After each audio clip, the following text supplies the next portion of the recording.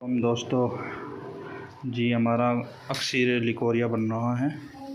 Doctor Rizwan Shah साहब गिलानी के जो बताया हुआ तरीका था ना, फिटकड़ी डाल करके राल सफ़ेद है जो डाल रहा हूँ मैं, इसको मैंने पहले भी बनाया है और अल्हम्दुलिल्लाह बहुत अच्छा रिज़ल्ट आ रहा है इसका। लिकोरिया के लिए आधा ग्राम सुबह, आधा ग्राम शाम दें, और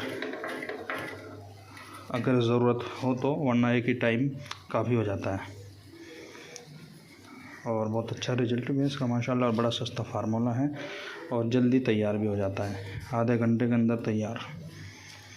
इसमें हमारा 50 ग्राम शब अमानी और 50 ग्राम हमारा इसमें राल सफ़ेद है और 25 ग्राम इसमें भुजा हुआ चूना बाद में ऐड किया जाएगा जो।